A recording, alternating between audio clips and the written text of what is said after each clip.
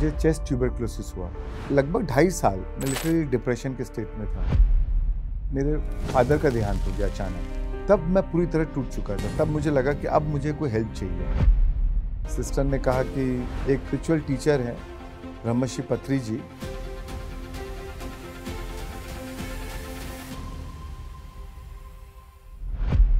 और फिर सर ने मुझे कहा कि अगर तुम अपने आप को सिर्फ ध्यान के द्वारा ठीक करना चाहते हो, तो मुझे याद है कि जब ध्यान के दौरान काफ़ी ऊर्जा लग रही थी, और जब मैंने आंखें खोली तो doctor was very shocked and surprise. Doctor ने कहा कि ये तो एक्सरे रिपोर्ट ऐसा दिख रहा है जैसे कभी टीबी था ही नहीं। और आप मेडिसिन भी नहीं ले रहे। जब बुक रीडिंग चालू की तो पहली बार पता लगा, अरे हमारा सबकॉन्शियस माइंड इतना पावरफुल है। We do not manifest what we want, we manifest what we are. ध्यान साइंस है, मेरे पढ़ाई में वर्क किया, मेरे हेल्थ के लिए वर्क किया, मेरे बिजनेस में इतना अच्छा काम कर रहा है, तो मेरे रिलेशनशिप के लिए क्यों काम नहीं कर रहा है? तो फिर मैंने डॉक्टर न्यूटन के थ्रू पास्ट लाइफ रिग्रेशन कराया। एक टाइम ऐसा भी था कि माय एल्डर सन वो उसको मेडिटेशन से नफरत हो गई थी।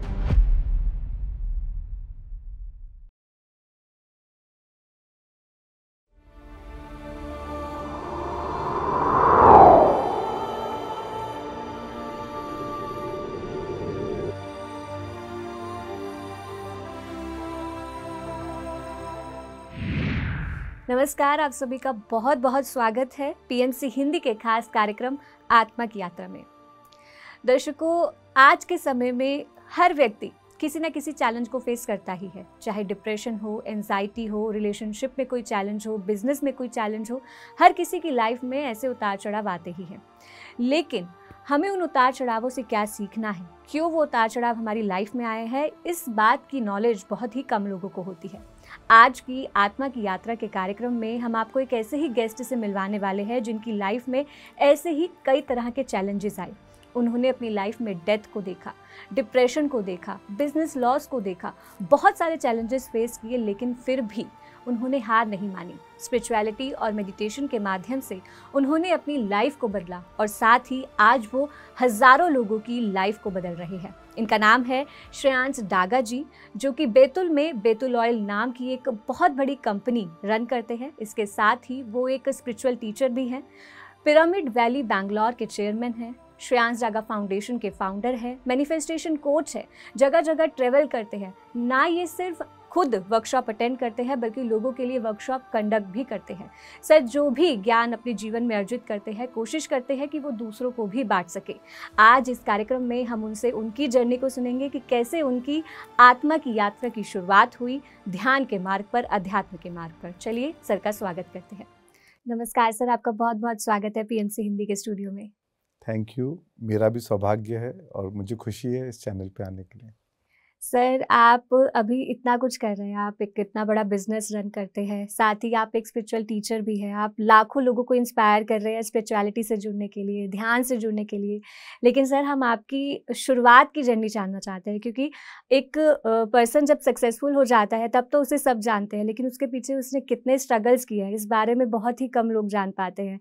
तो सर, आपकी यात्रा कैसे शुरू हुई? आपकी सोल ने कौन सी जगह चूज़ की बर्थ लेने के लिए, कौन से पेरेंट्स चूज़ किए, कैसे आपका बॉर्न एंड बॉट अप रहा, वो सारी चीज़ें हम जानना चाहते हैं। ठीक है, तो मैं बैतूल मध्य प्रदेश में बॉर्न हुआ 1974। मेरे father and the whole family was into farming. हम लोग खेती करते थे, फैमिली बिजनेस खेती थी, और बहुत ही रूरल एनवायरनमेंट था, और जॉइंट फैमिली थी। तो हम लोग 9 भाई बहन joint family as a real brother ही बड़े हुए। तो बट आपस में एक फैमिली में बहुत प्यार था, बहुत कंटेंट था। कभी हमको कोई ऐसा लगा नहीं कि कोई कमी है हमको, क्योंकि दुनिया हमने कभी देखी ही नहीं थी बाहर ज़्यादा कुछ। तो अपने आप में हंसते खेलते बड़े हुए, एंड ईजी गोइंग लाइफ थी। फादर का नाम प्रमोद डागा एंड मदर का नाम कंचन डागा। मेरे एक रियल ब्रदर है जो मेरे से 11 साल यंगर है, वरुण डागा, और एक रियल सिस्टर है जो मुझसे 3 साल बड़ी है, लवीना डागा। ओके, तो सर, आप बचपन में कैसा आपका नेचर था? पढ़ाई में आप कैसे थे? मैं बचपन में जनरली मैं सिंपल लिविंग थी मेरी। आई मीन सब लोग कहते हैं कि अपनी मस्ती में रहता था, और पढ़ाई में मैं एवरेज था, कोई बहुत एक्स्ट्रॉर्डनरी भी नहीं था बट एकदम वीक भी नहीं था, एवरेज स्टूडेंट था। और बल्कि KG 1 में तो मैं फेल हो गया था, तो मेरा स्कूल चेंज किया गया और मेरे को KG 2 में नेक्स्ट दूसरे स्कूल में डाला गया। तो बट उसके बाद से मैं एवरेज स्टूडेंट रहा। जी, तो सर जैसे आगे जर्नी बढ़ी तो फिर आपने जैसे एक पड़ाव आता है 10th एंड 12th के बाद कि अब ये करियर चूज़ करना है, तो फिर क्या आपने सोचा कि आपको क्या करियर चूज़ करना है?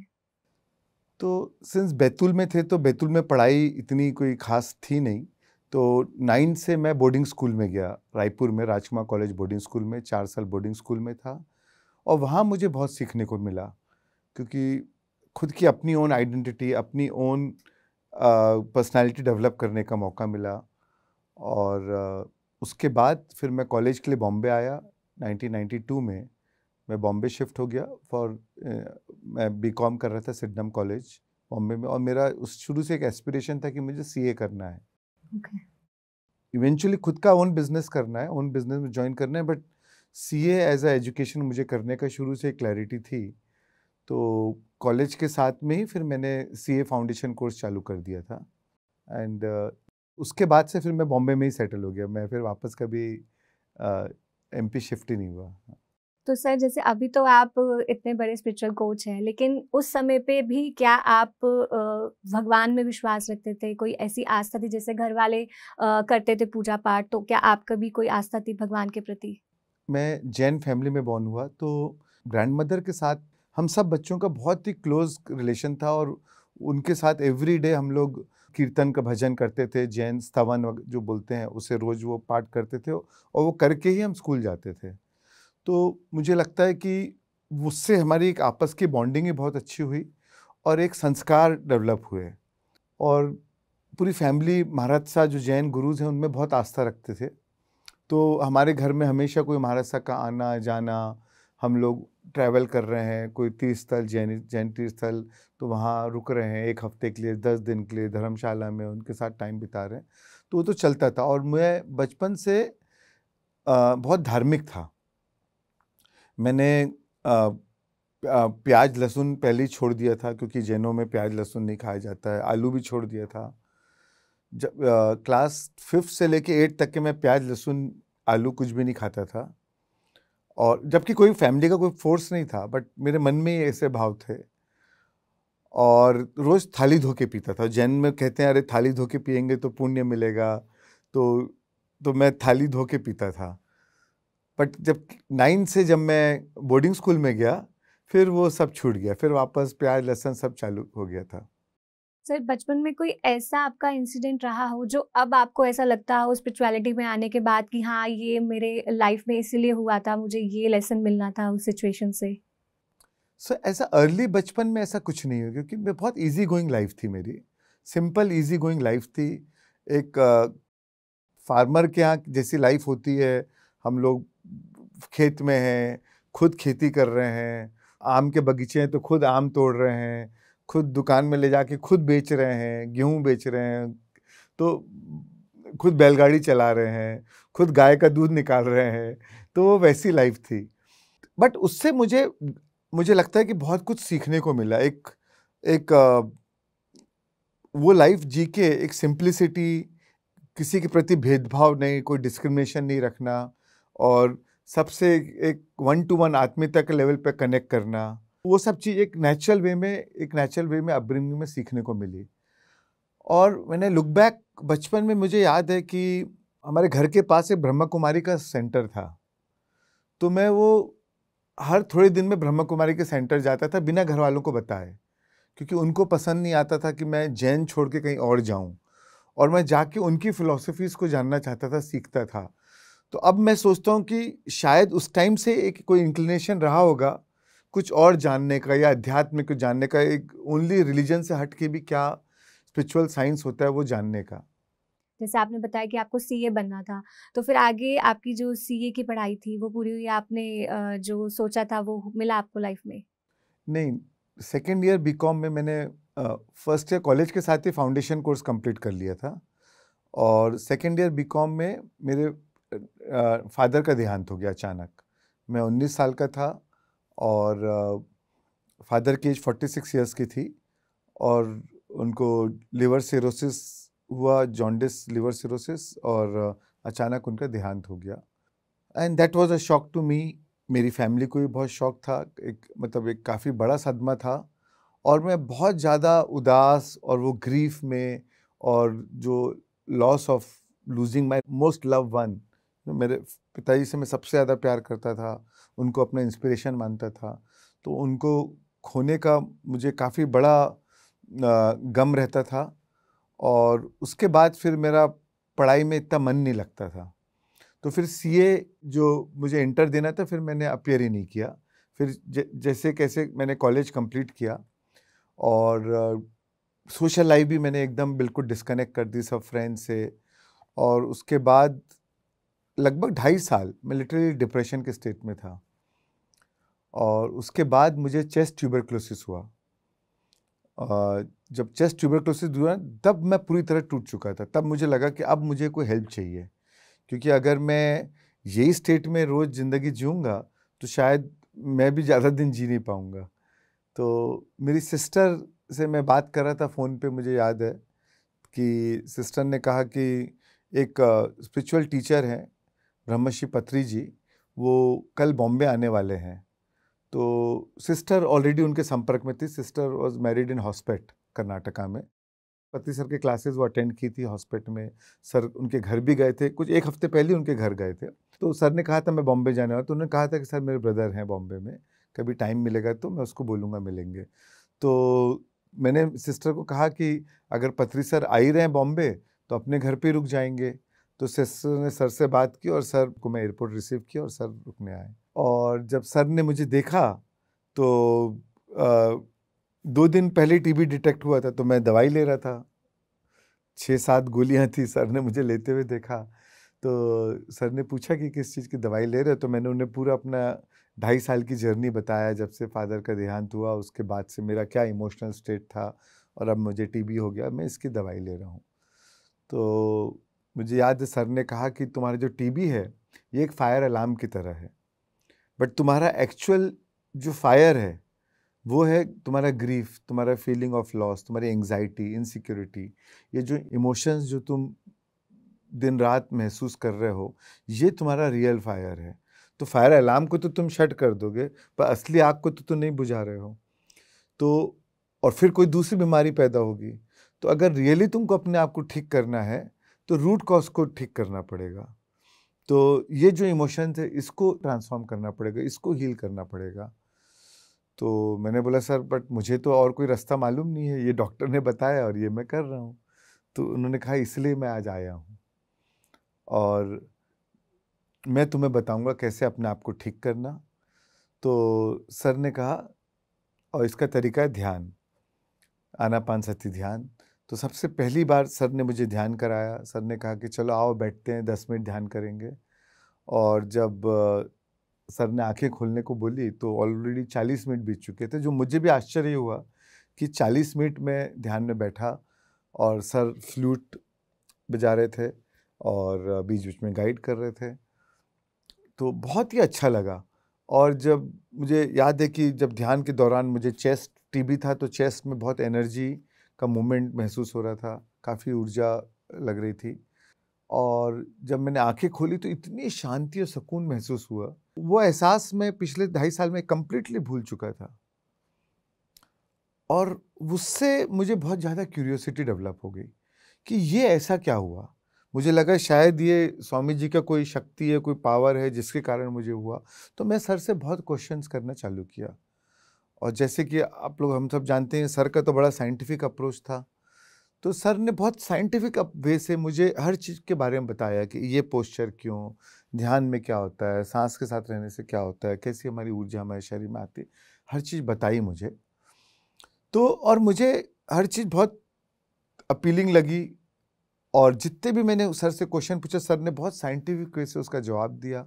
और फिर सर ने मुझे कहा कि अगर तुम अपने आप को सिर्फ ध्यान के द्वारा ठीक करना चाहते हो तो एक संकल्प ले लो, 40 दिन रोज ध्यान करोगे। जैसे हनुमान चालीसा तो वैसे हनुमान के जैसे पवन पुत्र बन जाओ और अपनी रोज सांसों पे ध्यान दो, और अगर तुम इसे 40 दिन करोगे तो तुम अपनी टीबी को बिना कोई दवाई के ठीक कर सकते हो। तो मैंने सर को कमिटमेंट दे दिया, क्योंकि मेरा अर्ली स्टेज ऑफ टीबी था, तो मैं बोला ठीक है, मैं वो चांस ले सकता हूँ। तो मैंने सर को कमिटमेंट दे दिया कि सर ठीक है, मैं 40 दिन कंटिन्यू ध्यान करूँगा, अगर फिर ठीक नहीं हुआ तो फिर मैं मेडिसिन चालू कर दूँगा। तो सर ने कहा ठीक है। तो बस वहीं से मेरा ध्यान का रेगुलर अभ्यास चालू हुआ। नेक्स्ट डे सर चले गए, तो सर से मेरे बहुत क्वेश्चंस थे और मुझे डर भी लग रहा था कि अब सर जा रहे हैं और अब कौन गाइड करेगा। पर सर ने कहा कि सिंपल टेक्निक है, अपने आप करना है, ध्यान करना है, उसमें कोई गाइडेंस की भी ज़रूरत नहीं है, जस्ट अपनी सांसों को फॉलो करो। तो सर जब जा रहे थे तो मेरे इतने प्रश्न थे, तो सर ने कहा, सर 2 बुक कैरी कर रहे थे, तो सर ने वो दोनों बुक मुझे दे दी। सर ने कहा कि ये दोनों बुक पढ़ो और 40 दिन में दोनों बुक भी पैरेलली कंप्लीट कर लो। तो एक थी the power of your subconscious mind by Joseph Murphy, और दूसरी थी the elements of visualisation by Ursula Markham. Sir ने कहा ये दोनों बुक पढ़ो साथ में, और इसमें कोई भी टेक्निक हो, प्रैक्टिस हो, इसको भी तुम यूज़ कर सकते हो, समझ सकते हो और प्रैक्टिस में ला सकते हो। तो सर चले गए और मैंने रेगुलर मेडिटेशन का काम, मैं प्रैक्टिस चालू कर दिया, और मुझे बहुत आनंद आने लगा ध्यान में, इतना अच्छा लगने, क्योंकि वैसे ही मैं पहले डिप्रेशन में चल रहा था और एक ऐसा लगने लगा कि एकदम रिलीफ मिल रहा है। और टाइम ऐसा है कि मैं दिन में 4-4, 5-5, 6-6 घंटा ध्यान करता था इंटरवल्स में। ये काफ़ी खाली टाइम था, ब्रेक जब टाइम मिला ध्यान में बैठ गया, जब टाइम मिला ध्यान में बैठ गया, और बाकी टाइम ये बुक रीड करता था। जब बुक रीडिंग चालू की तो पहली बार पता लगा, अरे हमारा सबकॉन्शियस माइंड, हमारा अवचेतन मन इतना पावरफुल है, एंड दैट कंसेप्ट कि we create our own reality. पहली बार मुझे रियलाइज हुआ कि हम ही हमारे भाग्य के निर्माता हैं। टीबी के भी मेरे कारण ही ये टीबी हुआ है, मैंने ये परिवार को चूज़ किया है, राइट। अगर मेरे पिताजी गए हैं जल्दी छोड़ के, तो मैंने ही लाइफ सिचुएशन चूज़ की है, और ऐसी फैमिली में चूज़ किया where it was more like a soul contract. तो ये सब कंसेप्ट मुझे पहली बार एक अवेयरनेस आई। जब मैंने एलिमेंट्स ऑफ विजुअलाइजेशन पढ़ा तो पहली बार पता चला कि हमारी संकल्प शक्ति कितनी पावरफुल है, कि हम संकल्प की शक्ति से जो चाहिए वो पा सकते हैं। क्या आकर्षण का नियम है, लॉ ऑफ अट्रैक्शन कैसे काम करता है, ये सब कंसेप्ट मुझे पहली बार रियलाइज, और मुझे इतना एम्पावरिंग फील हुआ, क्योंकि ये पढ़ के अभी तक के हमेशा मैं रिलीजन में था। वो 2.5 साल में भी मैं रोज मंदिर जाता था, बट मुझे वो रिलीफ नहीं मिल रहा था। तो मुझे पहली बार वो एक साइंटिफिक वे से एक पूरा एम्पावरिंग नॉलेज मिला। एक फाउंडेशन ने तो सर ने वो 2 दिन में तैयार कर ही दिया था थोड़ा सिखा के, और बाकी ये बुक पढ़ने से मुझे बहुत एम्पावरमेंट लगा। बट फिर भी मैं इसको ध्यान के बाद विजुअलाइजेशन करता था कि मैं हेल्दी हूँ, मैं स्वस्थ हूँ और इमोशनली खुश हूँ, और धीरे धीरे मेरे भावनाओं में भी रूपांतरण आना चालू हो गया था। बट मुझे फिर भी कभी स्केप्टिसिज्म, एक डाउट फूटता था कि अरे कहीं मेरा टीबी और बढ़ गया तो। सर तो बोल के चले गए, बट ऐसे थोड़ी हो सकता है, इतना इजी थोड़ी होगा हर चीज़। तो वो एक डाउट रहता था मन में। तो मैंने एक वीकेंड प्राणिक हीलिंग कोर्स किया, किसी ने कहा नहीं रेखी करो, फिर मैंने एक वीकेंड रेखी का कोर्स किया, फिर उसके next weekend Silva method of mind control का कोर्स किया। तो मेरा था कि भाई कैसे मुझे हील करना है, एंड मैंने बोला I don't want to leave any stone unturned. और 1 महीने बाद मुझे डॉक्टर ने कहा था कि 1 महीने का कोर्स कंप्लीट करना, उसके बाद एक्सरे करा के वापस मुझे दिखाने आना। तो जब 1 महीना कंप्लीट हो गया तो मैंने एक्सरे कराया, डॉक्टर को वापस दिखाने लग गया एक्सरे रिपोर्ट। तो doctor was very shocked and surprised. Doctor ने कहा कि ये तो एक्सरे रिपोर्ट ऐसा दिख रहा है जैसे कभी टीबी था ही नहीं। और आप मेडिसिन भी नहीं ले रहे थे? मैं मेडिसिन 2 दिन लिया था मैंने, वो स्टार्टिंग के 2 दिन। हाँ, उसके बाद जिस दिन डिटेक्ट हुआ और नेक्स्ट डे तो सर ही आ गए थे, सर के सामने लिया था, तो बस 2 दिन लिया, उसके बाद मैंने बंद कर दिया था दवाई। और डॉक्टर वॉज सरप्राइज। डॉक्टर ने कहा कि मैंने अपनी लाइफ में पहला केस देखा कि 1 महीने में टीबी कंप्लीटली कल चले गया, और एक्सरे में हल्का सा भी शेडो नहीं दिख रहा है। जनरली थोड़ा सा शेड रहता है एक्सरे में। He was very surprised. और पर उन्होंने कहा कि नहीं ये टीबी है, ये वापस आ सकता है, तो आप 8 महीने का जो बचा 8 महीने का कोर्स है वो भी कंप्लीट करना, और तो मैंने डॉक्टर को कहा कि ठीक है डॉक्टर साहब मैं करूँगा, और मैं तो नीचे उतर गया। और क्लिनिक से मुझे याद है जब मैं उतर रहा था तो मेरे आंखों से आंसू बह रहे थे, and this was tears of Joy, tears of empowerment, कि मैंने अपने आप को ठीक किया। And I was so grateful for पत्री जी एंड माय सिस्टर कि जो मुझे ने राइट टाइम पे मुझे उनसे इंट्रोड्यूस करा दिया, और सर ने एक ऐसी चीज़ दिखा के गए कि मुझे उन पे भी कोई डिपेंडेंसी नहीं रही, और मैंने खुद ने अपने आप को ठीक किया। ये बुक से पढ़ के राइट टाइम में दोनों बुक पढ़ने को मिली, जिससे मुझे एक साइंस समझ में आया और अपने आप में एक बिलीव डेवलप हो गया उसके कारण। और रेखी, प्राणिक हीलिंग, सिल्वा मेथड, ये सब कोर्सेज के लिए मैं इतना धन्यवाद महसूस कर रहा था। और उसी टाइम एक मन में एक इंस्पिरेशन आया कि ये जीवन में मुझे अब ध्यान के प्रचार प्रसार में मुझे अपना सहयोग देना है। सर ये सुनने में बहुत इजी लग रहा है। जैसे अगर आज भी कोई आएगा, अगर वो बताए कि डिप्रेशन में, और हम उसे बोले कि आप मेडिटेशन करो, बुक्स पढ़ो, तो हम ये कर सकते हैं। लेकिन जो व्यक्ति उस टाइम जो सिचुएशन से गुजर रहा है, वो एक्सपीरियंस अगर आप बताएं कि कैसे, क्योंकि जब हम डिप्रेशन में होते हैं बहुत सारे नेगेटिव थॉट्स आते हैं, और जब आंखें बंद करके बैठते हैं तो वो थॉट्स मल्टीप्लाई हो जाते हैं, क्योंकि एक आम आदमी को इतने थॉट्स आते हैं मेडिटेशन के वक्त।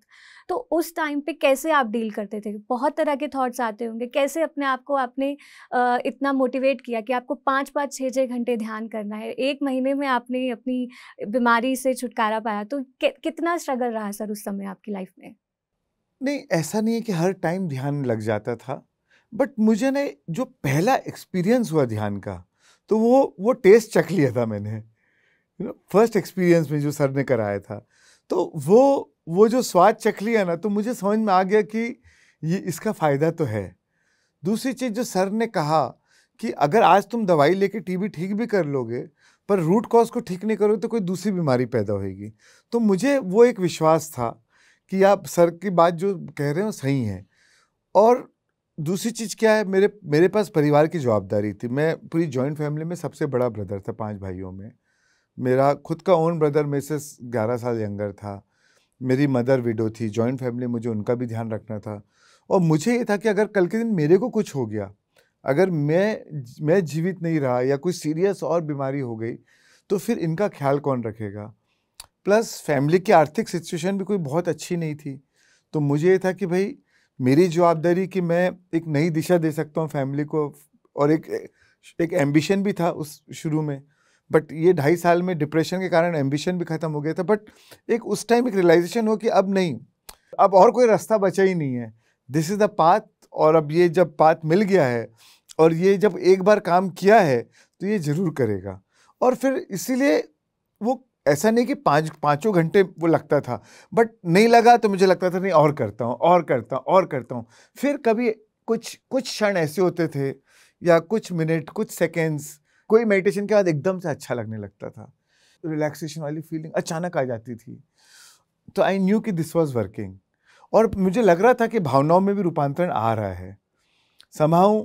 अब मेरे चेहरे पे हंसी आने लग गई है, जो एकदम सीरियसनेस थी अब वो थोड़ी सी जा रही है। नहीं तो उस टाइम मैं 2.5 साल रोज कोई सैड म्यूजिक ऑन करके अकेले कमरे में रोता था। अपने आप 1 महीने में वो चीज़ खत्म हो गई। तो मुझे मालूम है कि ये अंदर से ही बदलाव आ रहा है। तो दैट वाज माय इंस्पिरेशन। तो सर फिर आगे की आपकी जर्नी कैसी रही? जैसे आपने बोला कि आर्थिक स्थिति भी उस समय इतनी अच्छी नहीं थी, तो कैसे फिर आगे जो जर्नी आपकी रही वो कैसे आगे बढ़ी? टीबी तो ठीक हो गया, और उस टाइम फिर मैं I got in touch with पत्री सर। तो उस टाइम महाध्यान यज्ञ में सर ने मुझे इनवाइट किया था। मैं वहाँ गया, देखा कि सर की इतनी बड़ी फॉलोइंग है, और सर तो एकदम सिंपल वे में मुझसे मिलने आए थे। तो मुझे बहुत इंस्पिरेशन मिला। और फिर मैं सर के साथ मध्य प्रदेश और जहाँ जहाँ मेरे फैमिली, फ्रेंड्स, रिलेटिव्स रहते थे, उनके साथ काफ़ी नॉर्थ इंडिया में ट्रैवल किया, हिंदी बेल्ट में काफ़ी ट्रैवल किया। और सर की ध्यान क्लासेस में ऑर्गेनाइज करता था। तो वहाँ से मेरी सर के साथ जर्नी चालू हुई। फिर सर के द्वारा मैं डॉक्टर न्यूटन, डॉक्टर लक्ष्मी से मिला, तो पास्ट लाइफ रिग्रेशन किया। तो वो एक और उनसे तो फ्रेंडशिप वाला रिलेशनशिप हो गया था, तो उनसे काफ़ी गाइडेंस मिली मुझे। तो वहाँ से मेरी जर्नी चालू हुई। फिर उसके बाद मेरा था कि नहीं, अब मुझे सीए कंप्लीट करना है। तो मैंने सीए इंटर का एग्ज़ाम दिया और मैं एवरेज स्टूडेंट रहता था, बट एग्ज़ाम में अगेन मैं वही विजुलाइज करने लगा, ध्यान करता था, विजुलाइज करता था कि मैं एग्ज़ाम मेरा एक्सीलेंट गया है एंड मेरे रिजल्ट्स बहुत अच्छे आए हैं और मुझे ऑल इंडिया 43rd रैंक आया। तो जबकि it was surprise to me, क्योंकि I was all through an average student. मेरी फैमिली वाज सरप्राइज, उनको लगा कि ये पक्का चीटिंग किया होगा। फिर उसके 2 दिन बाद मेरे चाचा का फ़ोन आया, बैतूल में रहते थे, वो फैक्ट्री देखते थे, तो उनका फ़ोन आया कि श्रेयांश पिछले 1 साल से फैक्ट्री में बहुत लॉस लगा है, इतने टाइम से हमने तुमको बताया नहीं था, बट अब हम फैक्ट्री हमेशा के लिए परमानेंट बंद कर रहे हैं। सर किस चीज़ की फैक्ट्री थी और वो आपके पापा रन करते थे? मेरे पापा और मेरे चाचा साथ में देखते थे, पर पापा का तो देहांत हो गया था, तो चाचा देखते थे और वो जॉइंट फैमिली सिस्टम में था, मेरे मामा लोग भी सब साथ में थे उसमें। बट मामा लोग ने ऑलरेडी गिव अप कर दिया था कि भाई ये तो लॉस मेकिंग है, तो हमने तो गिव अप कर दिया है। अब तो मैंने चाचा को कहा कि मैं अपनी पढ़ाई छोड़ देता हूँ और मुझे आप 2 महीने का टाइम दो, मैं बैतूल ही आके रहूँगा, फैक्ट्री मैं देखता हूँ। किस चीज़ की फैक्ट्री थी? ये एडिबल ऑयल फैक्ट्री थी, जो हम अभी आपका बिजनेस? खाने का तेल जो बनाते हैं, हाँ। तो हम लोग बहुत माइनर पार्टनर थे, बट क्योंकि इतना लॉस था और उसकी नेटवर्क नेगेटिव चले गई थी, तो मेरे मामा साइड की फैमिली ने उसे गिव अप कर दिया था। तो वो शेयर्स भी हमको ट्रांसफ़र हो गए थे, क्योंकि उसकी कोई वैल्यू नहीं बची थी। और जब फिर भी लॉस चलते रहा, तो वो फिर बंद करना पड़ रहा था और पिछले 3 महीने से वैसे ही बंद पड़ी थी, कोई सैलरी नहीं बटी थी। जब मैं गया तो मैंने स्टाफ मैनेजरों से डिस्कस किया, तो मोराल बहुत लो था और कहा कि मेरे जो जीएम थे उन्होंने कहा कि कम से कम 2 करोड़ रुपए लगेगा फैक्ट्री को चालू करने के लिए, क्योंकि 7 करोड़ का लॉस है। वर्किंग कैपिटल लिमिट 7 करोड़ की थी, वो पूरी उठी हुई है और पूरी लॉस में ख़त्म हो चुकी है।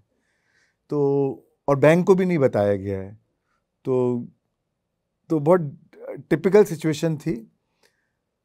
तो मैं तो कुछ एक्सपीरियंस बिजनेस का था नहीं, तो मैं तो मेडिटेट करता था और विजुलाइज करता था कि 2 करोड़ रुपए आ गए हैं, फैक्ट्री चालू है, स्टाफ मोटिवेटेड है। और मैं 1 हफ्ते बाद दिल्ली गया एक बायर से मिलने। तो मैंने उनसे कहा कि भाई मैं 3 महीने का प्रोडक्शन आपको बेच सकता हूँ, पर आज मेरी फैक्ट्री बंद है और मेरे पास वर्किंग कैपिटल नहीं है। मैं आपको डिस्काउंट में प्रोडक्ट्स बेच सकता हूँ, बट मुझे एडवांस चाहिए।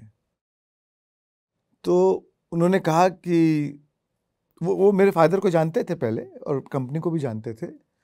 तो ही टोल्ड मी कि I knew your father very well and young man, I like your honesty, so I will give you advance. तो उन्होंने अपना ड्रॉअर खोला, एक चेक बुक निकाला और एग्जैक्टली 2 करोड़ रुपए का चेक साइन करके दिया।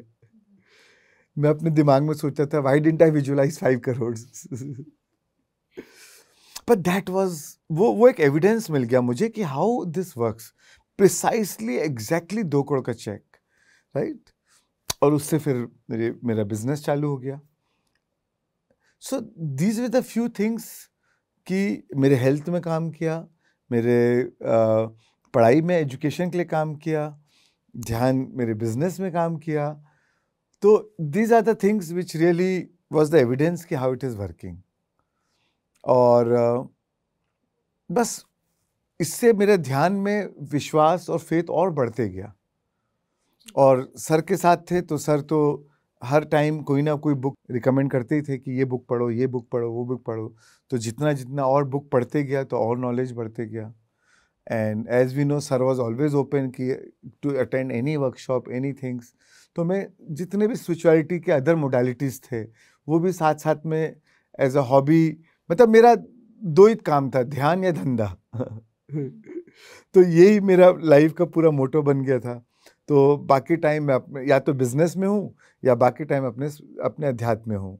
तो उससे मेरी जर्नी चालू हुई। जी, और आपने दोनों को बैलेंस भी किया, मतलब बिजनेस में भी आपने स्पिरिचुअलिटी कहीं ना कहीं ऐड ऑन कर दी, क्योंकि सारी चीज़ें जैसे आपने बोला कि वहाँ भी आपने मैनिफेस्ट ही किया कि 2 करोड़ का आपको जो चेक मिला, Yes, तो वो भी स्पिरिचुअलिटी के थ्रू ही हो पाया। सर, बिल्कुल। मैनिफेस्टेशन पे अगर आप थोड़ा और खुल के बताएं कि मैनिफेस्टेशन आखिर होता कैसे, क्या प्रोसेस रहता है? क्योंकि मैनिफेस्टेशन के लिए जैसे अगर हम कोई चीज़ मैनिफेस्ट करना चाहते हैं तो कहीं ना कहीं मन में डाउट भी रहता है कि क्या मिल पाएगी, क्या नहीं मिल पाएगी, तो क्या प्रोसेस होता है इसका?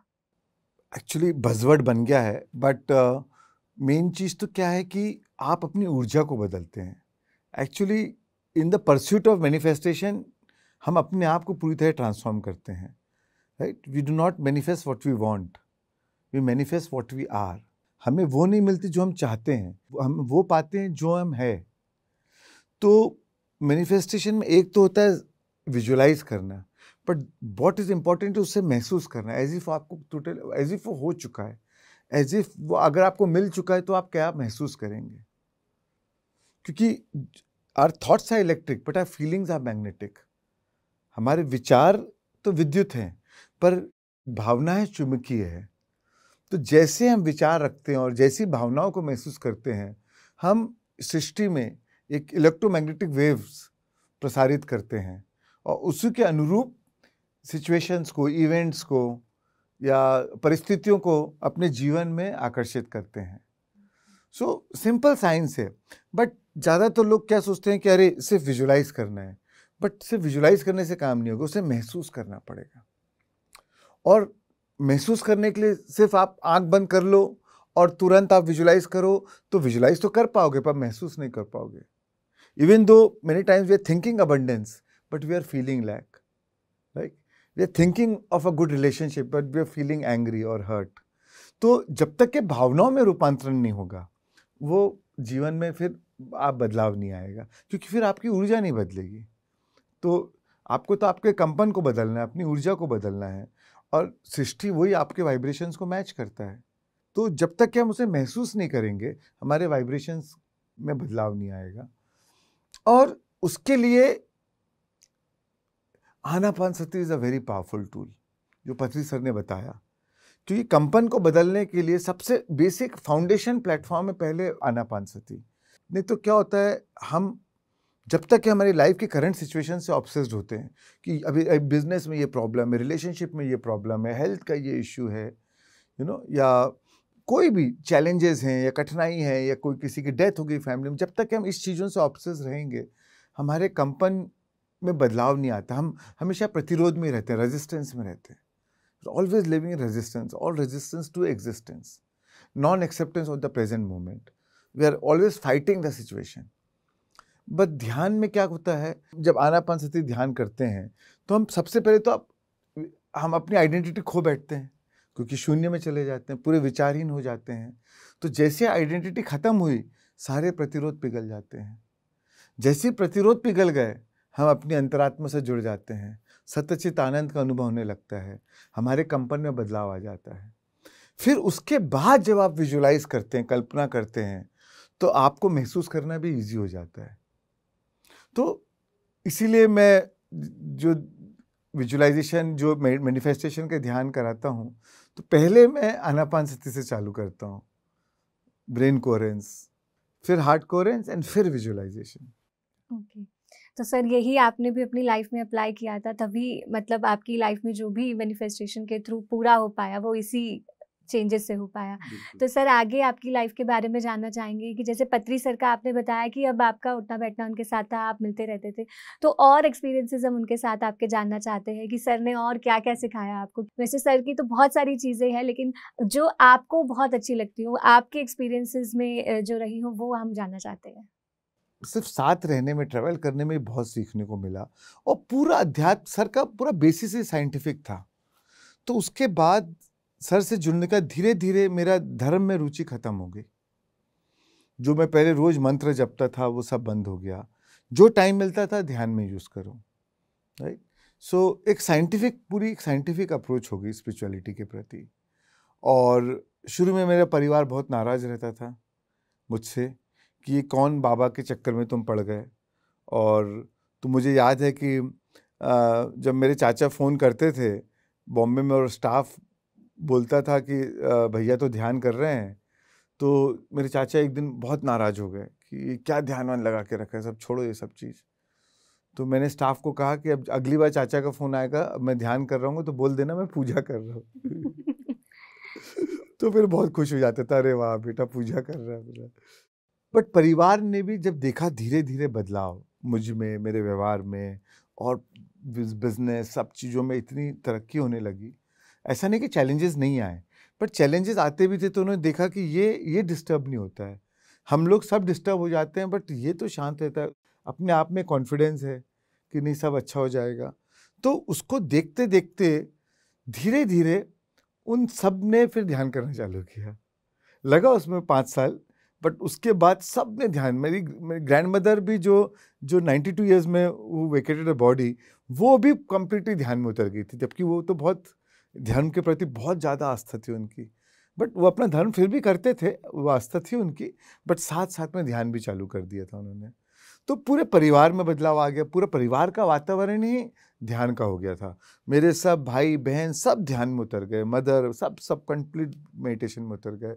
सर आते थे हमारे घर ही रुकते थे, पत्री सर, डॉक्टर न्यूटन, लक्ष्मी, रात भर बैठ के वही बातें करते थे ध्यान की, कोई पुस्तक की, विजडम की।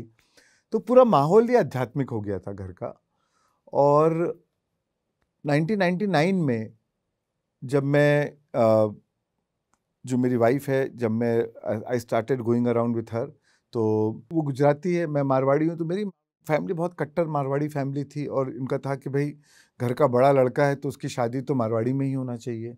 ऑलरेडी इतनी लड़कियां देख रहे थे, तो बट जब मैंने कहा कि नहीं मैं शादी इससे करना चाहता हूँ तो फैमिली बहुत अगेंस्ट थी। तो फिर मैंने डॉक्टर न्यूटन के थ्रू पास्ट लाइफ रिग्रेशन कराया, खुद का भी और वाइफ, हम दोनों ने एक एक टर्न करके किया, और हमें को पता चला कि नहीं हमारे पास्ट लाइफ में हम लोग दोनों तिब्बतन मॉन्क थे, साथ में थे पास्ट लाइफ में।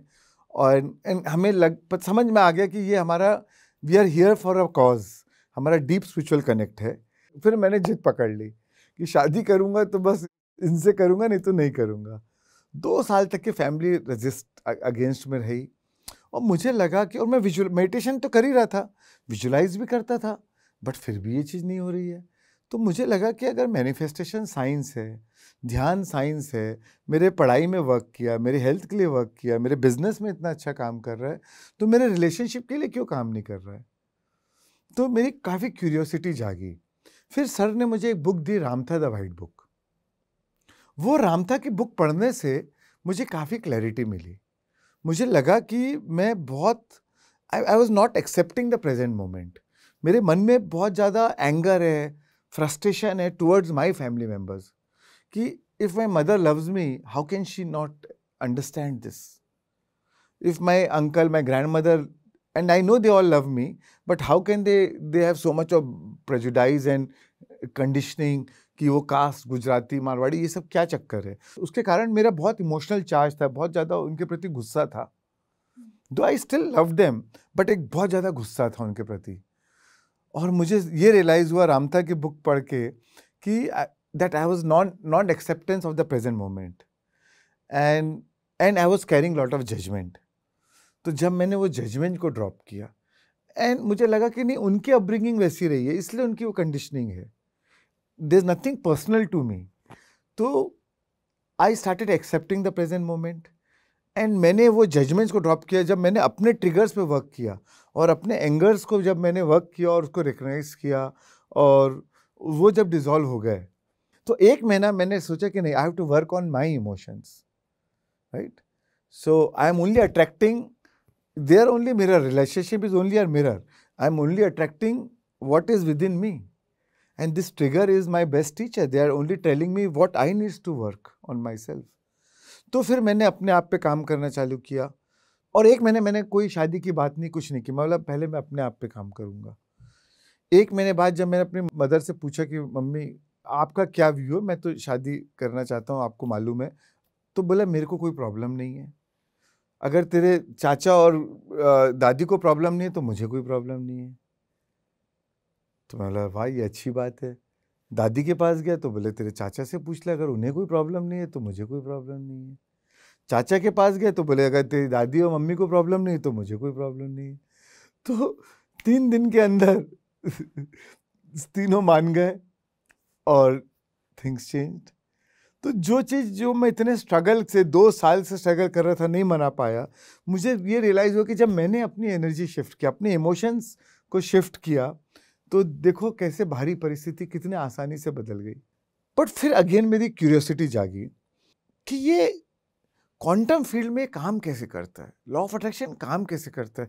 ठीक है, जो हम सोचते हैं, जो हम महसूस करते हैं, हम पा तो लेते हैं, बट इसका रियल साइंस क्या है। तो फिर मैंने सर्च किया, तो मैंने रामथा की वर्कशॉप ज्वाइन की।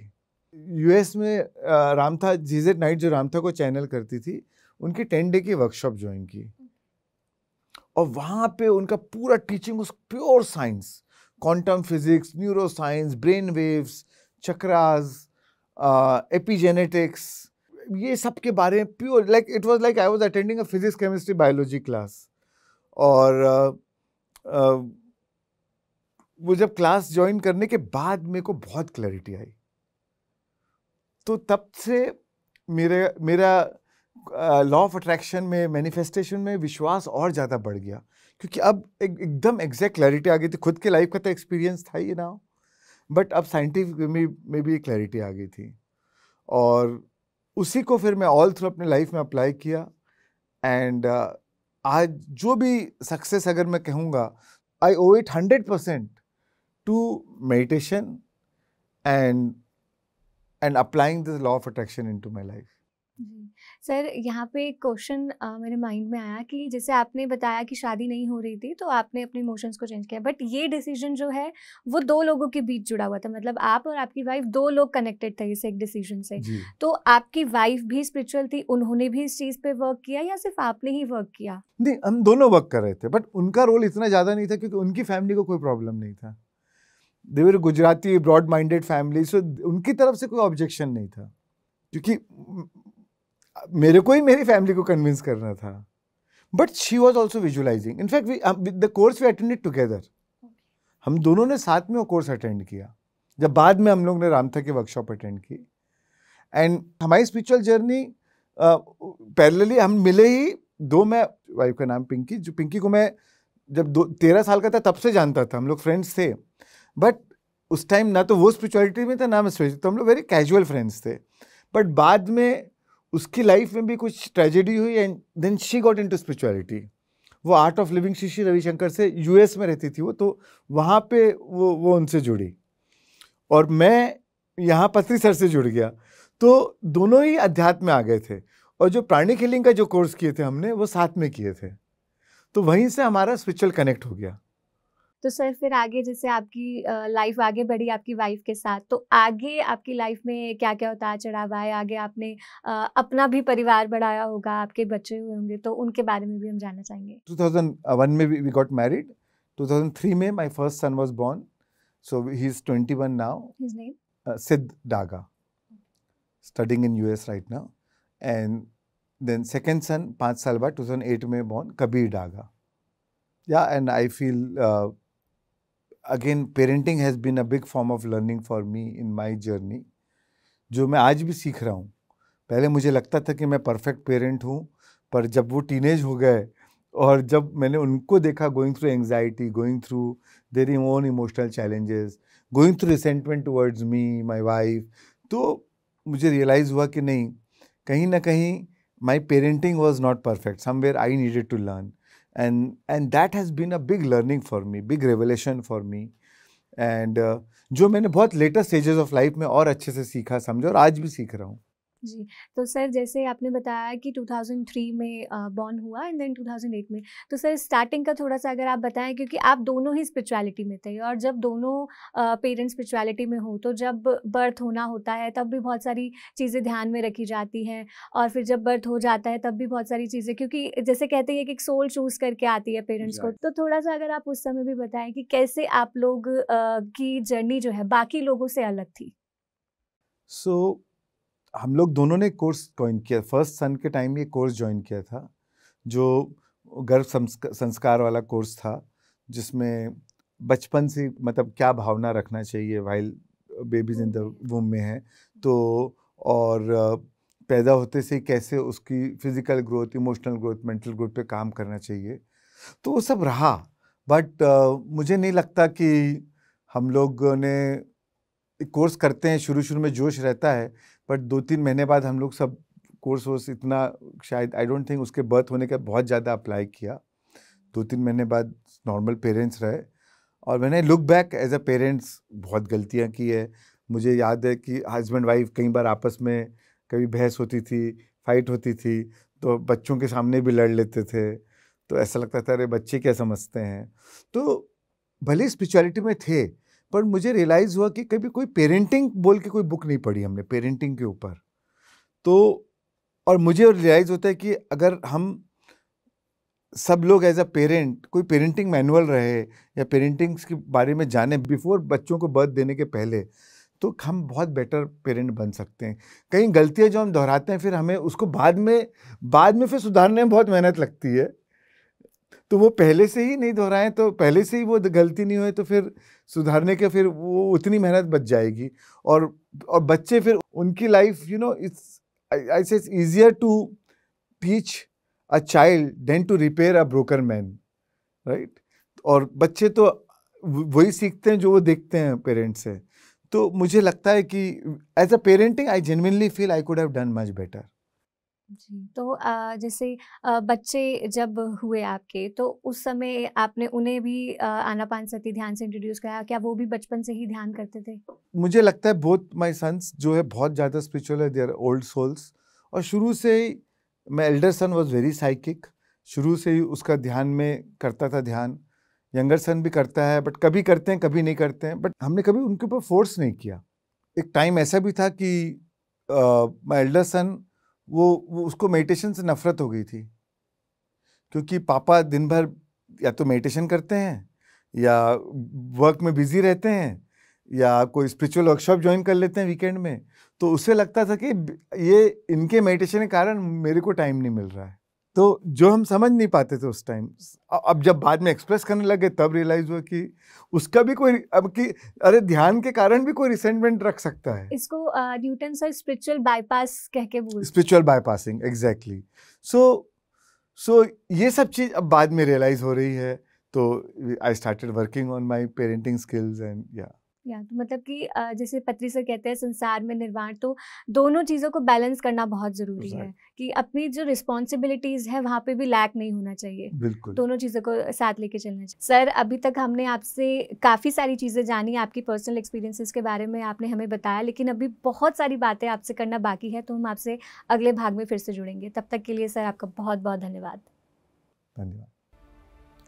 तो दर्शकों, आज के इस कार्यक्रम में हमने बात की श्रेयांश डागा सर से, लेकिन आप नेक्स्ट पार्ट बिल्कुल मत मिस करिएगा, क्योंकि अभी तो हमने उनके पर्सनल एक्सपीरियंसेस जाने, लेकिन अगले भाग में हम ये जानेंगे कि कैसे उन्होंने अपने एक्सपीरियंसेस से लाखों लोगों की लाइफ ट्रांसफॉर्म की है और आगे भी कर रहे हैं। इसके साथ ही सर के भी बहुत से ऐसे एक्सपीरियंसेस हैं जो जानना बाकी हैं, जैसे उनका past life experience, out of body experience, साथ ही उनके पिरामिड के एक्सपीरियंसेस। वो पिरामिड वैली के चेयरमैन है, तो वो कैसे पिरामिड वैली के चेयरमैन बने, क्या उनका सहयोग रहा, कैसे आज वो पिरामिड का भी प्रचार प्रसार कर रहे हैं ध्यान के साथ साथ। बहुत सारी चीज़ें अभी जानना बाकी है, तो आप जुड़े रहिएगा हमारे साथ। अभी के लिए मुझे दीजिए इजाज़त, आप देखते रहिए पीएनसी हिंदी। नमस्कार। मैंने कोई भी बुक को डायरेक्ट बिलीव नहीं किया। So I always experimented with those books, और जो मुझे रेजोनेट हुई उसको मैंने एक्सेप्ट किया, जो नहीं रेजोनेट हुई मैंने उसको इग्नोर किया। बचपन से मैं पिरामिड्स के से फैसिनेटेड था। somehow आई फेल्ट कि it was my past life connection also with the pyramids. कई लोगों को मैं देखता हूँ ये विजन दिखा, वो दिखा, ये दिखा, तो मुझे ऐसे तो कोई ज़्यादा विजन्स नहीं दिखे। मुझे जो ज़्यादा अनुभव होते हैं वो होते हैं